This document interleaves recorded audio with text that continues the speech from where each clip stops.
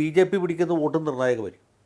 അതെങ്ങനെ വെച്ചാൽ ബി ജെ പിക്ക് ജയിക്കാനും ഒരുപാട് മെമ്പർമാർ, ഒരുപാട് കൗൺസിലർമാരെയൊക്കെ സൃഷ്ടിക്കാനും ഒരുപക്ഷെ കഴിഞ്ഞൊന്നും വരില്ല. പക്ഷേ മുൻ തെരഞ്ഞെടുപ്പുകൾ അപേക്ഷിച്ച് ബി ജെ പി കൂടുതൽ സ്ഥലത്ത് മത്സരിക്കുന്നു എന്ന് പറഞ്ഞാൽ ബി ജെ പിയുടെ പ്രസൻസ് അവിടെ ഉണ്ടാവും. അപ്പം അന്യഥ ബി ജെ പിക്ക് കിട്ടുമായിരുന്ന വോട്ടുകൾ ബി ജെ പിക്ക് തന്നെ കിട്ടും.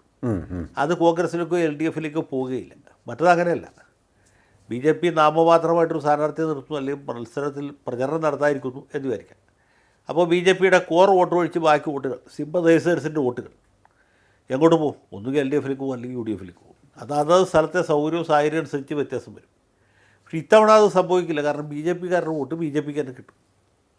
അപ്പോൾ അതുകൊണ്ട് ഈ ബി ജെ പി എന്നുള്ള ഫാക്ടർ അത് ആർക്ക് കൂടുതൽ ദോഷം ചെയ്യും എന്നുള്ളതാണ് പ്രധാനപ്പെട്ട കാര്യം.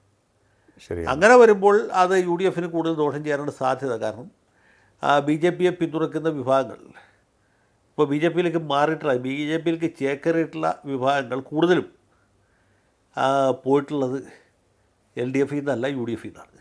അല്ലെങ്കിൽ പോകാൻ സാധ്യതയുള്ള യു ഡി എഫിൽ നിന്നാണ്. അപ്പോൾ ബി ജെ പി കൃത്യമായിട്ട് തെരഞ്ഞെടുപ്പിൽ മത്സരിക്കുകയും അവരുടെ വോട്ട് അവരുടെ ചിഹ്നത്തിൽ തന്നെ പതിയുകയും ചെയ്യുകയാണെങ്കിൽ അതും യു ഡി എഫിന് ഒരു പാരയായിട്ട് ഭവിക്കും. ഓക്കെ. ഈ തിരഞ്ഞെടുപ്പ് നമ്മൾ നോക്കുകയാണെന്നുണ്ടെങ്കിൽ ഈ ആദ്യ പകുതിയിൽ തിരഞ്ഞെടുപ്പ് നടക്കുന്ന സ്ഥലങ്ങളുടെ കാര്യത്തിൽ നോക്കുമ്പോൾ തിരുവനന്തപുരത്ത് വളരെ ശക്തമായ മത്സരം നടക്കും. കോർപ്പറേഷനുകൾ നോക്കുകയാണെന്നുണ്ടെങ്കിൽ കഴിഞ്ഞ 6 കോർപ്പറേഷനുകളിൽ കഴിഞ്ഞ തിരഞ്ഞെടുപ്പിൽ 5ഇടത്തും എൽ ഡി എഫിനായിരുന്നു. നിലവിൽ നമ്മൾ തിരുവനന്തപുരത്തിൻ്റെ കേസ് എടുക്കുകയാണെങ്കിൽ തിരുവനന്തപുരത്ത് എൽ ഡി എഫ് ആയിരുന്നു.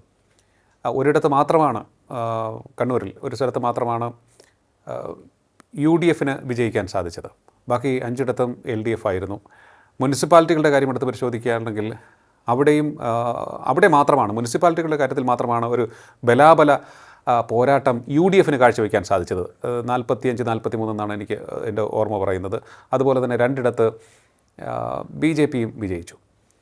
അപ്പോൾ തിരുവനന്തപുരം കോർപ്പറേഷൻ അതുകൊണ്ട് തന്നെ വളരെ പ്രാധാന്യം അർഹിക്കുന്നതാണ്. നമ്മുടെ തലസ്ഥാന ജില്ലയിലെ കോർപ്പറേഷൻ ആര് പിടിക്കും എന്നുള്ള ഒരു ശക്തമായ ചോദ്യം ഇവിടെ ഉയരുന്നുണ്ട്. പ്രചാരണം വളരെ ശക്തമാണ്. എല്ലാ അടവുകളും എല്ലാവരും പയറ്റുന്നുമുണ്ട്.